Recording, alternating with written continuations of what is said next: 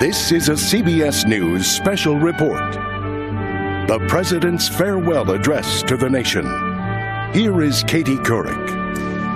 And good evening, everyone. George W. Bush has been President of the United States for 2,918 days. Tonight, 5 days before he leaves office, Mr. Bush will sum up his 2 terms in the White House and say goodbye in his final address to the American people, delivered from the historic East Room. The audience there will include the First Lady, Vice President and Mrs. Cheney, and some special people the President has met during his time in office. People who have demonstrated great acts of courage and compassion Mr. Bush found inspiring. The President will lay out what he sees as his accomplishments over the past 8 years and the challenges that lie ahead for the next president. Mr. Bush will note that America has not had a terror attack in the more than 7 years since 9/11. But he will also say we must never let down our guard. The farewell address is a tradition started by George Washington, though not every president has necessarily followed that tradition. Most recently, Presidents Clinton, Reagan, and Carter summed up their administrations in farewell addresses from the Oval Office. As we said, it will take place in the East Room. He is the 43rd President of the United States, and here he is, George W. Bush.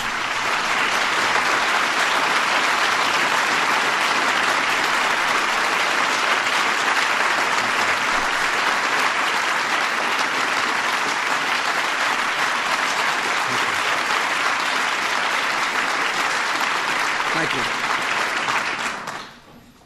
Fellow citizens, for 8 years it has been my honor to serve as your president. The first decade of this new century has been a period of consequence, a time set apart. Tonight, with a thankful heart, I have asked for a final opportunity to share some thoughts on the journey that we have traveled together and the future of our nation. 5 days from now, the world will witness the vitality of American democracy. In a tradition dating back to our founding, the presidency will pass to a successor chosen by you, the American people. Standing on the steps of the Capitol will be a man whose history reflects the enduring promise of our land. This is a moment of hope and pride for our whole nation. And I join all Americans in offering best wishes to President-elect Obama, his wife Michelle, and their 2 beautiful girls. Tonight I'm filled with gratitude to Vice President Cheney and members of my administration, to Laura, who brought joy to this house and love to my life, to our wonderful daughters, Barbara and Jenna, to my parents whose examples have provided strength for a lifetime, and above all, I thank the American people for the trust you have given me. I thank you for the prayers that have lifted my spirits. And I thank you for the countless acts of courage, generosity, and grace that I have witnessed these past 8 years. This evening, my thoughts return to the first night I addressed you from this house, September the 11th, 2001. That morning, terrorists took nearly 3,000 lives in the worst attack on America since Pearl Harbor. I remember standing in the rubble of the World Trade Center 3 days later, surrounded by rescuers who had been working around the clock. I remember talking to brave souls who charged through smoke-filled corridors at the Pentagon, and to husbands and wives whose loved ones became heroes aboard Flight 93. I remember Arlene Howard, who gave me her fallen son's police shield as a reminder of all that was lost, and I still carry his badge. As the years passed, most Americans were able to return to life much as it had been before 9/11. But I never did. Every morning, I received a briefing on the threats to our nation. I vowed to do everything in my power to keep us safe. Over the past 7 years, a new Department of Homeland Security has been created.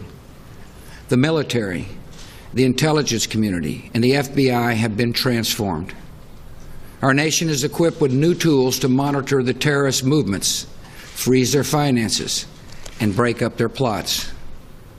And with strong allies at our side, we have taken the fight to the terrorists and those who support them. Afghanistan has gone from a nation where the Taliban harbored al-Qaeda and stoned women in the streets to a young democracy that is fighting terror and encouraging girls to go to school. Iraq has gone from a brutal dictatorship and a sworn enemy of America to an Arab democracy at the heart of the Middle East and a friend of the United States. There's legitimate debate about many of these decisions, but there can be little debate about the results. America has gone more than 7 years without another terrorist attack on our soil. This is a tribute to those who toil night and day to keep us safe. Law enforcement officers, intelligence analysts, Homeland Security and diplomatic personnel, and the men and women of the United States Armed Forces. Our nation is blessed to have citizens who volunteered to defend us in this time of danger.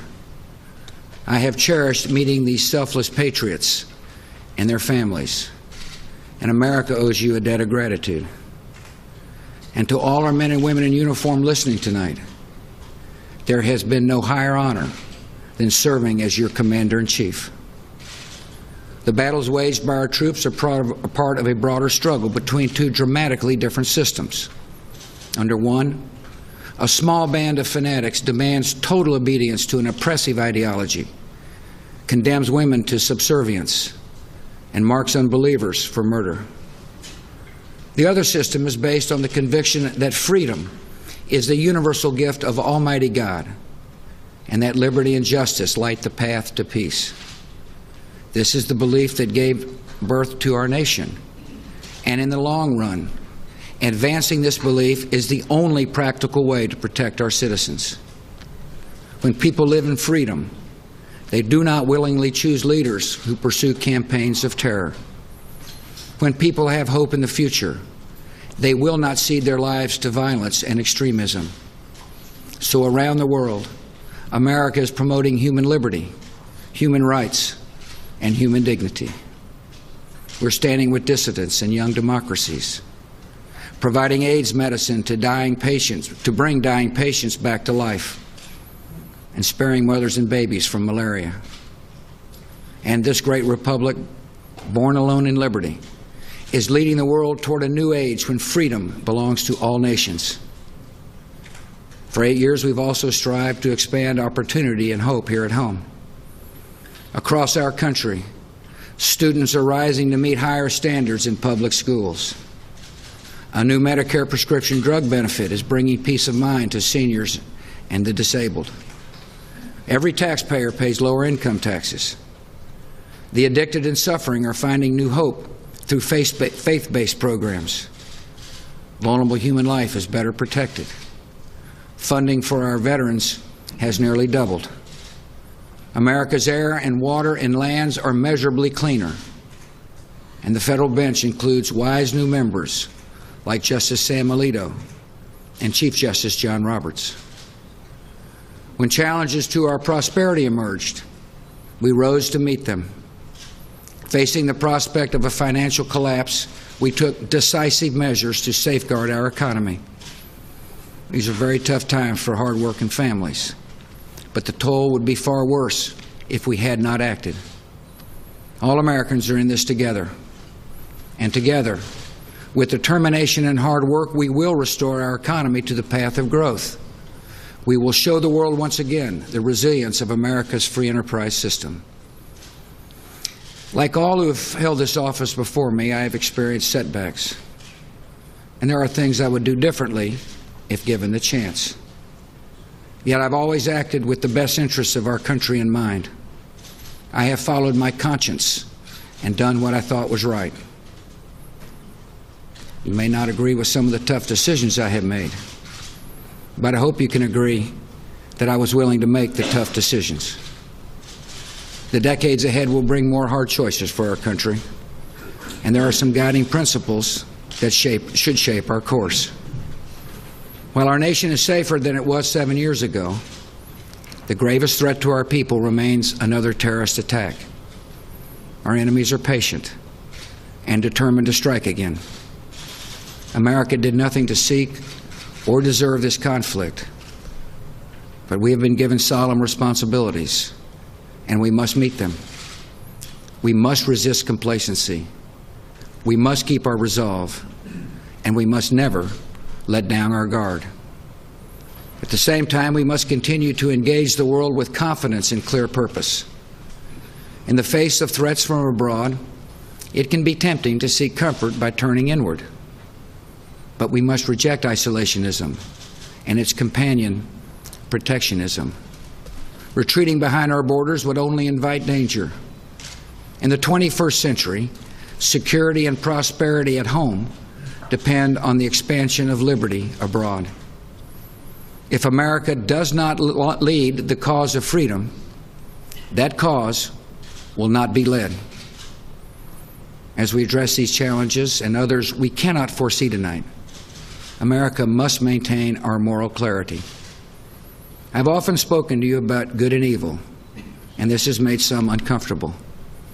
But good and evil are present in this world, and between the two, there can be no compromise. Murdering the innocent to advance an ideology is wrong every time, everywhere. Freeing people from oppression and despair is eternally right. This nation must continue to speak out for justice and truth. We must always be willing to act in their defense and to advance the cause of peace. President Thomas Jefferson once wrote, "I like the dreams of the future better than the history of the past." As I leave the house he occupied 2 centuries ago, I share that optimism. America is a young country, full of vitality, constantly growing and renewing itself. And even in the toughest times, we lift our eyes to the broad horizon ahead. I have confidence in the promise of America because I know the character of our people. This is a nation that inspires immigrants to risk everything for the dream of freedom. This is a nation where citizens show calm in times of danger and compassion in the face of suffering. We see examples of America's character all around us. And Laura and I have invited some of them to join us in the White House this evening. We see America's character in Dr. Tony Recasner, a principal who opened a new charter school from the ruins of Hurricane Katrina. We see it in Julio Medina, a former inmate who leads a faith-based program to help prisoners returning to society. We see it in Staff Sergeant Aubrey McDade, who charged into an ambush in Iraq and rescued 3 of his fellow Marines. We see America's character in Bill Krisoff, a surgeon from California. His son, Nathan, a Marine, gave his life in Iraq.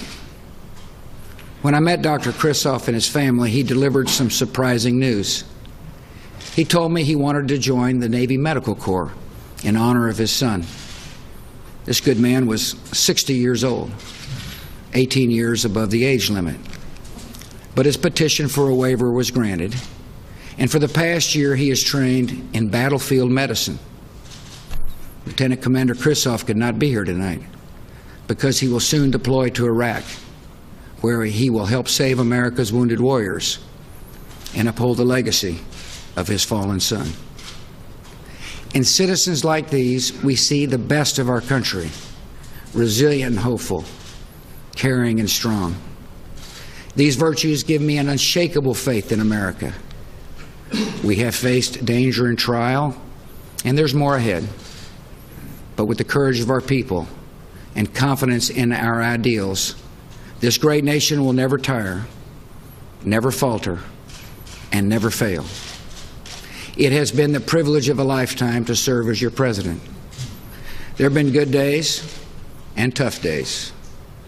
But every day I have been inspired by the greatness of our country and uplifted by the goodness of our people.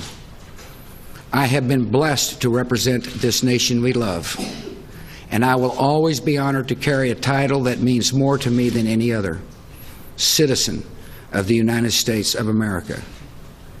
And so, my fellow Americans, for the final time, good night. May God bless this House and our next president, and may God bless you and our wonderful country. Thank you. So George W. Bush says an emotional goodbye to the nation after 8 years as President of the United States. There will be more about his farewell address on your late local news on this CBS station and first thing tomorrow on The Early Show. I'm Katie Couric, CBS News, New York.